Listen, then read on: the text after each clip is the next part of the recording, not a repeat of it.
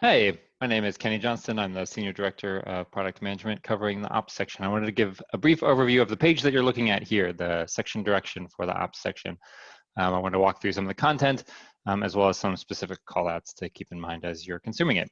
The first is, I'll just walk through some of the content as we go through. The first is composition. The Ops section is actually comprised of, when you think about it in terms of GitLab's definition of the DevOps loop stages. It's comprised of verify, package, release, configure, and monitor, and includes that part of the feedback loop that goes from monitor, from how your application is deployed into production, back into plan to kind of complete the full DevOps loop cycle. It's a large number of stages. There are a total of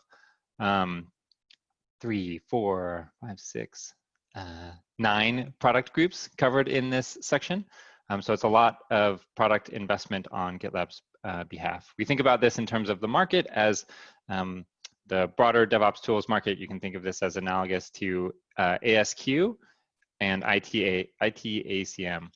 Those are both pretty well understood market segments that you can think of as analogous to the stages in this section. Broadly speaking, we think that this is a really significant total addressable market that is growing rapidly. GitLab has an ongoing product investment, and our product stages and categories are at various levels of maturity as a result of our earlier investment. You can think of particularly our capabilities like CI are more mature and have a larger market share and much more better competitive positioning than our more early stage investments like in the monitor stage. Our current position is just that we see a lot of use case where the developers of any organization are moving towards more and more having a consolidated platform for their need to perform operations tasks. And we're seeing that kind of trickle through from verify to our monitor stage. We do have a developer-focused mentality. It's part of our kind of core opportunities is that developers have an increasing buying power and that there's a skills gap to perform operations tasks. So developer tooling that enables developers to perform operations tasks easily and in concert and collaboration with their existing developer tools is really powerful. It's one of our kind of core premises of our investment in these stages. Our 3-year strategy is to enable everyone to contribute, and that includes operator personas. But primarily it's about making sure that developers and development teams can organize and collaborate on their content holistically instead of having different silos with different tools between the dev and ops teams. So that's kind of a really important component of our 3-year strategy. We believe that the market itself is consolidating around these kind of core DevOps platforms and the ability to deliver value to the users of your software, your applications more rapidly is contingent upon your internal teams having a great collaborative experience between dev and ops, and for there to be a really efficient cycle time and feedback loop. So we see the continued consolidation of tools both from the ops side, where traditional ops tooling is starting to merge into developer tooling, and from the developer side where we stand, where developer tooling is starting to become more capable of allowing developers to perform operations tasks. We list our goals and some themes. A couple of our themes are really tied to GitLab's general product principles and product themes, but there are a couple that I wanted to highlight for the ops section specifically.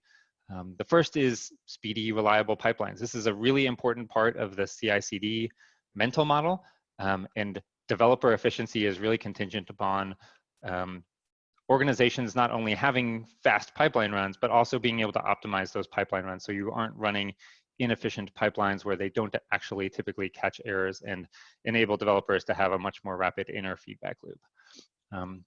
The other one is really premised on using developer tooling and this kind of as code Git mentality and distributed version control in operations tasks. You can see this in infrastructure, observability, and compliance as code principles, which are becoming more evident throughout the market. But we really base this ourselves on ensuring that any of these operational tasks can actually be defined as code. So think about things like runbooks or your alert configuration or dashboard configuration, or certainly your CI/CD pipeline and its definition are all contained as code, something that everyone can collaborate on jointly. The next is really about progressive delivery. So one of the principles of DevOps is that not only do you have continuous integration, but that you also have continuous delivery. And a way to even improve that is to have progressive delivery, where you're kind of getting your application into production-like or production environments as quickly as possible. That includes things like feature flags and review apps, where we as GitLab enable you to get a much quicker sense as a developer in that inner loop of how your application is going to perform in a production-like environment. And then we're really focused on the feedback loop. So it's important to us that we do complete that DevOps loop. We think there's a key gap in the market today where developers and development teams fail to get feedback from their production application into the same type of environment and same set of tools that they use to decide what type of code to work on, or decide what features to add and actually implement those features.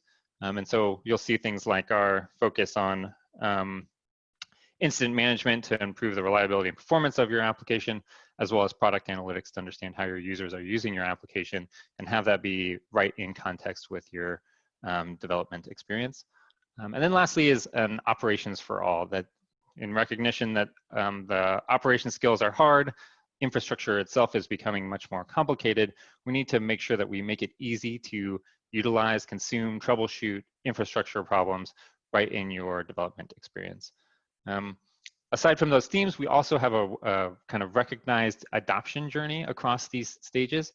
It's really important for our teams to understand how users are arriving at our particular set of features in the funnel. And so this adoption journey describes what we consider both the critical and standard path, as well as additional paths to adopting features in our various stages.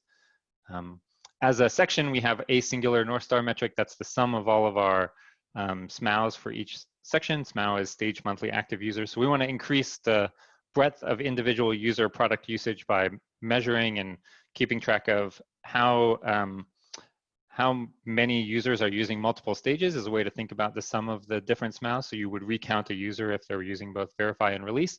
And the idea is that if we have 50 users, we want a sum of SMAUs for this section to be, since it covers 5 stages, to be 5 times 50, 250 users, where all users are using all of the different stage features. That's our goal, to really make sure that you're getting the full advantage of the single DevOps platform.